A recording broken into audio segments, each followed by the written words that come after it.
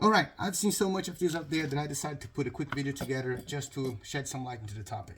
The topic being trigger weight. So how do you measure the trigger weight of your gun? So I'm going to use this as an example. This unmodified, brand new, almost brand new Shadow 2 optics ready. So it's everything OEM here, no modification. And I'm going to measure the weight of the trigger in single action. Let's see what we got. Trigger gauge is 0. Get there, pull it, bang. 1 pound, 4.6 ounces. I'm going to 0 the trigger gauge and do it again.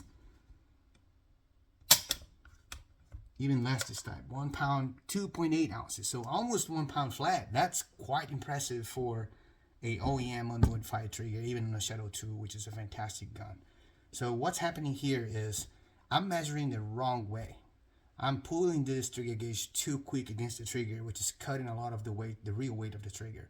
So think of this as when you're pulling the trigger with your finger, if you just slap the trigger, pull it fast enough, a very heavy trigger will still feel much lighter than it really is.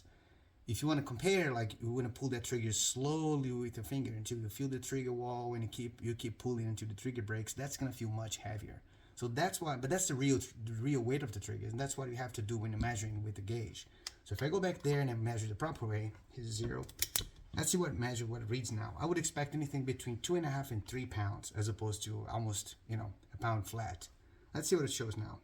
If I get in the same spot of the trigger, I start pulling, feel the wall, pull it slowly until it breaks. 2 pounds, 12.5 ounces. I'm going to do another pull. Just to make sure I'm not crazy. Put in the same spot in the trigger, pull, feel the wall, keep pulling slowly until you get it. 2 pounds, 14.3 now. So more consistent as well. Right, so much better and much closer to reality than that 1 pound flat. So make sure you measure the trigger weight the proper way. See you later.